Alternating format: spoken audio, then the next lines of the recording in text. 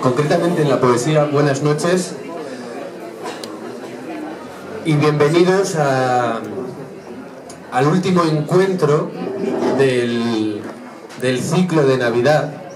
Y hay que especificar que es el último encuentro del ciclo de Navidad porque tenemos la esperanza y confiamos en que este ciclo Le Pasquín continúe a lo largo de este recién estrenado 2014.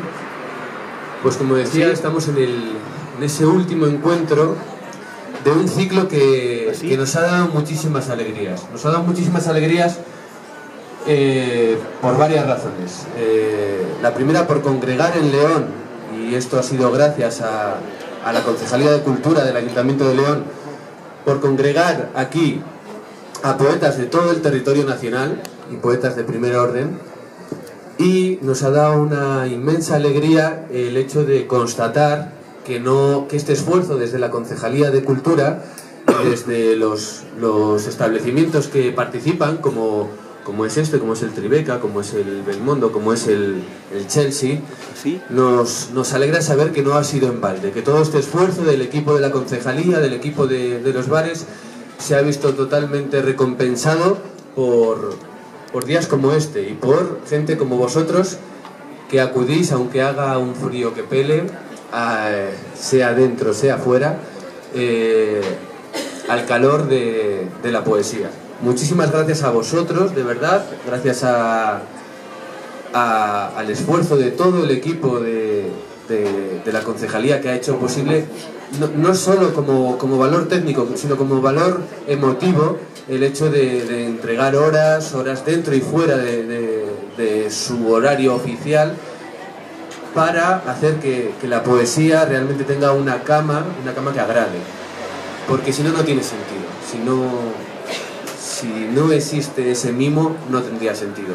Si no existiese ese mimo, si yo no supiese que el equipo que trabaja en esto va a darle ese mimo, yo tampoco estaría aquí.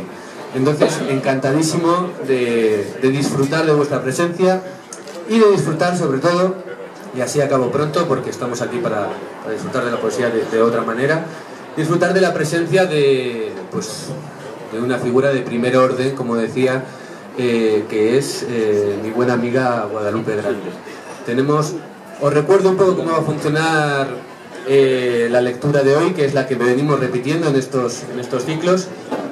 En este caso, la poeta invitada es Guadalupe Grande, por supuesto, y yo voy a estar como telonero de Guadalupe, y que va a ser todo un placer poder leer junto a ella. Los dos poetas en este caso, pues ya os digo, es Guadalupe y seré yo. Yo seré más breve, que a mí me tenéis muy, muy escuchado y sé que habéis venido a escuchar a Guadalupe.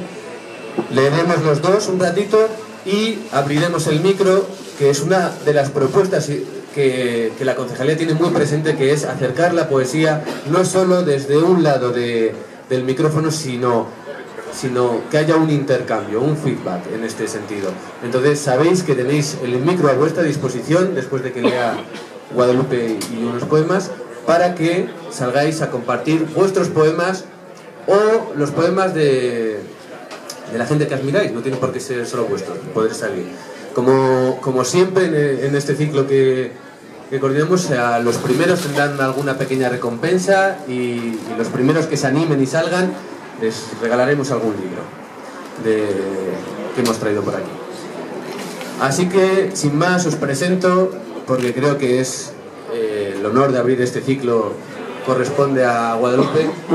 Le paso el micro a Guadalupe Grande. Guadalupe Grande creo que requiere muy poca presentación, lleva ya muchos años envuelta en la conciencia de esa palabra que se dice y de la que no se dice. Es una mujer que ha escrito con mucha mesura, con mucho respeto hacia el poema.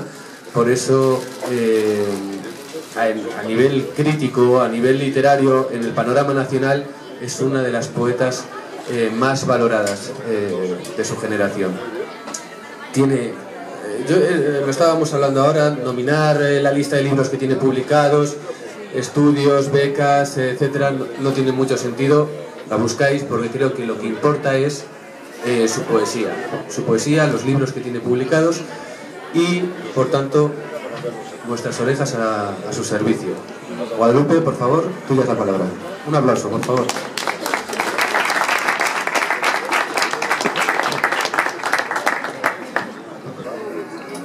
Bueno, queridos amigos, queridas amigas, muchas gracias por acompañarnos a Rafa y a mí en esto que se llama el pasquín. Es interesante, a mí me parece muy interesante que se llame el pasquín, porque tal y como está el mundo, y cuando digo el mundo no me refiero solo a España, sino el mundo, pues tal vez sea interesante que la poesía vuelva a un estado de pasquín. Y va a haber que volver a pegarla en los árboles, en las farolas y buzonearla.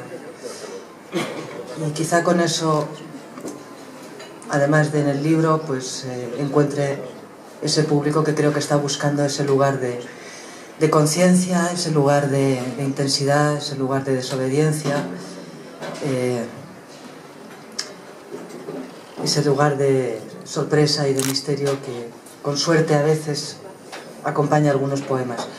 Espero que acompañe algunos de los que voy a leeros esta noche. Quiero agradecerle a Rafa la invitación, a la concejalía el apoyo y de nuevo a vosotros por estar aquí y por dejar con el calor de vuestra presencia que esto sea el pasquín y no el iglú, porque vamos camino de ella. Bueno, voy a leer casi todo poemas inéditos, porque como decía Rafa, soy de lenta producción y ya debe hacer 4 años o 5 que publiqué el último libro. Y bueno, pues por no aburrir a la poca gente que lo haya leído, no aburrir repitiendo lo que ya conocen. Jarrón y tempestad.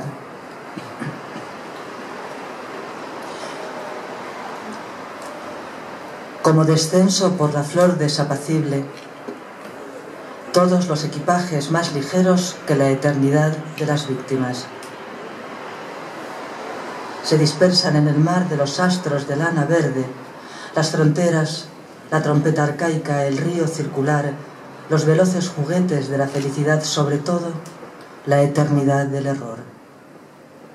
Todo menos frágil que la eternidad de las víctimas.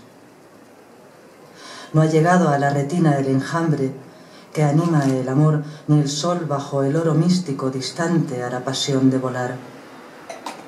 La circulación del ácido en la heredad florida, el puente de cieno, las bridas del horizonte que se cierne sobre la enorme marea en la encrucijada sin tiempo. El leviatán, desde lejanas horas, devorando el vidrio de la caligrafía, sus benditos perfumes, todo más espeso que la eternidad de las víctimas. Tal vez los sellos, tal vez las letras en ese jarrón de flores atraviesen el sueño del barco perdido hasta el puerto, todo carcasa en su comienzo marino, abrazados en la hora de los ritos, eternidad de la inmovilidad parapetada en el cielo delirante donde duerme, llora, avanza, ama, se exilia, lo exiliado de la verdad, y se abriga el frío de las ardillas que se esconden como barco de papel ante la tempestad de las maderas. Nada tan evidente como la eternidad de las víctimas, transparente como la amenazadora belleza de la flor.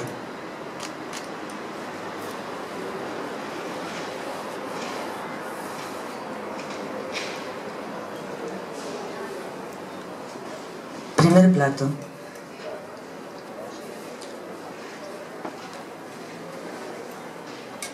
Más lejos todo se vende o se venda. Dios pide explicaciones ante el muro de la nostalgia mientras fuma bajo un cielo de plástico en el tanatorio. Fuimos jóvenes, de eso no cabe duda, o cómo decir, circunferencia en la casa de los peces, laberinto invisible en el pasillo de los cisnes, sombra y aroma en la montura de los signos de agua. Ahora, todo se vende o se venda.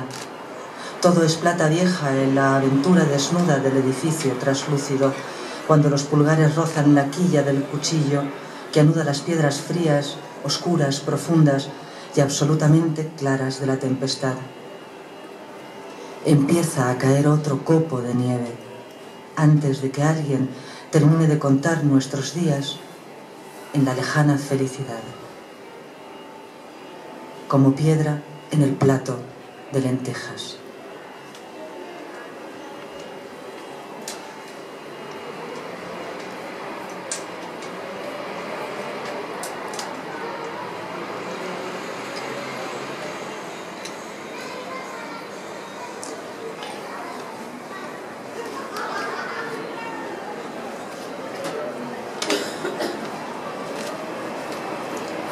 Las estaciones y el pájaro afilador. Hace extraño en las primeras nieves.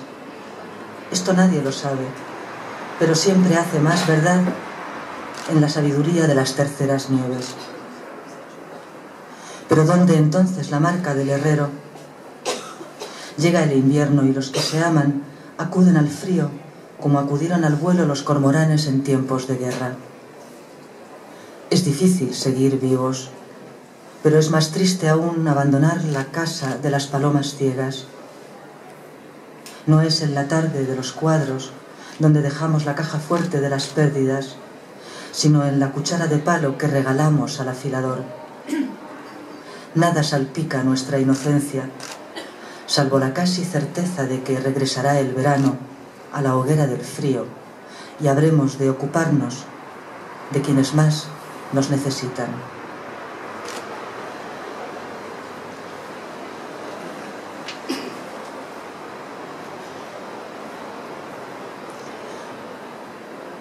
Una vida mejor.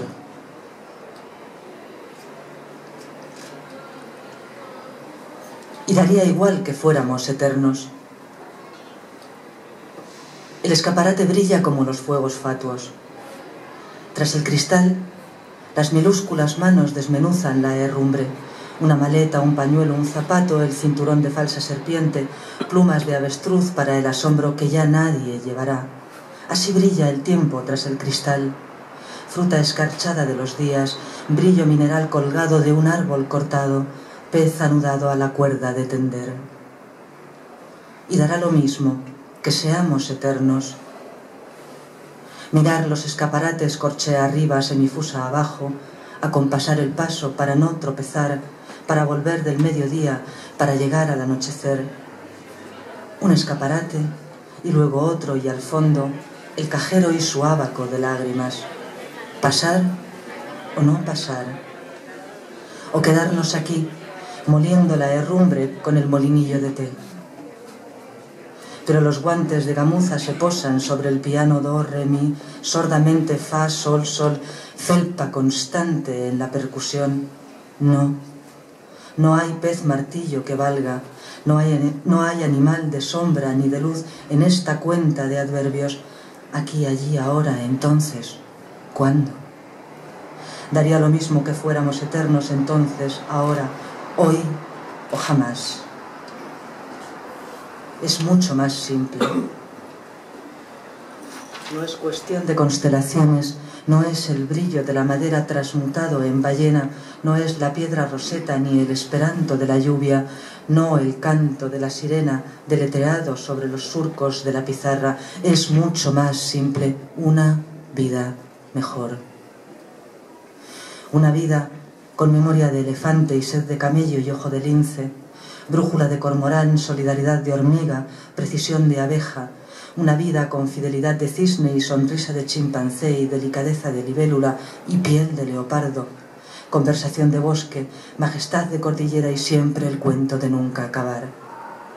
Primera lección nunca aprendida en las cuevas de Sésamo: la vida está aquí, no allí, y todos creen que seremos eternos.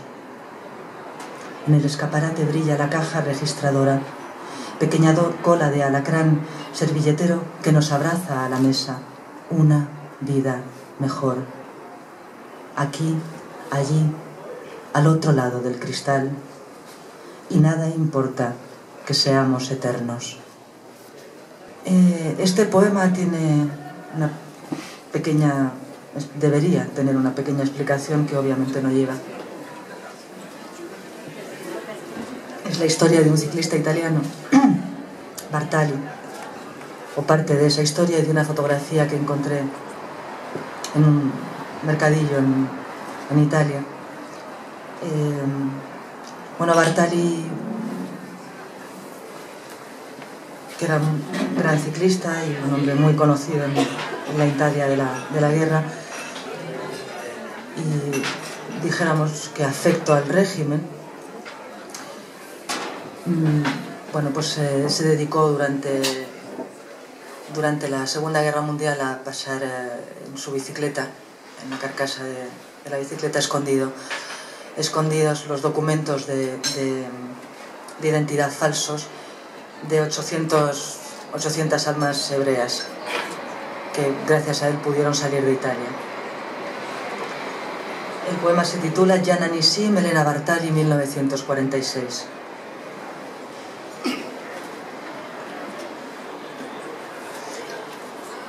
En el pedal de la bicicleta no pesa el pie, sino el universo que gira hacia la felicidad. Lo que gira hacia la felicidad es la tabla periódica de los elementos, los signos del átomo y la asamblea de las elementales. El mundo en pantalones cortos es, sin duda, tan exacto como la felicidad, exacto como la energía idéntica a la masa por el cuadrado de la velocidad de la luz, preciso como la cosecha de la energía aplicada sobre un cuerpo en el tiempo. Todo gira y danza entre los radios de la bicicleta. Es verano, es 1946.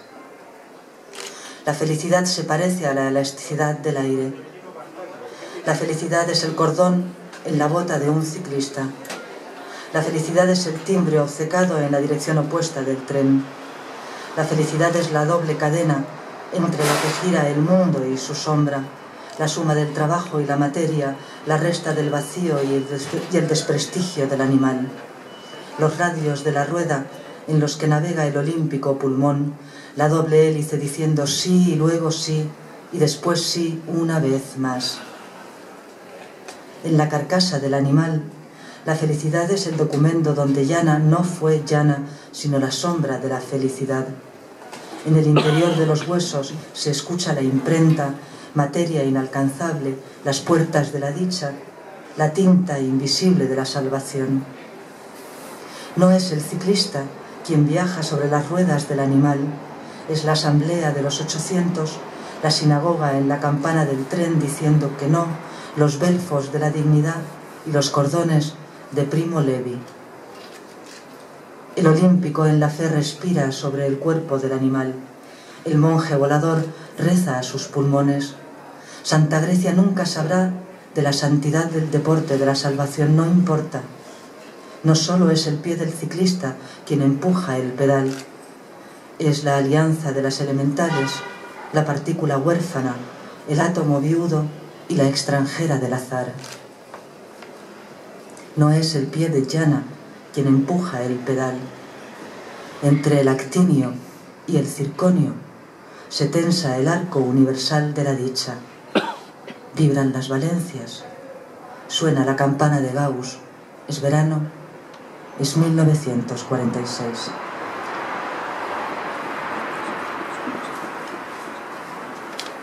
Y para terminar, antes de darle paso al telonero, al mágico telonero, a quien he visto crecer en la poesía, ahora somos compañeros de casa editorial. Eso no es un telonero, eso es un hermano. Así que leo un poema publicado, en Calambur, que se titula Gatas pariendo.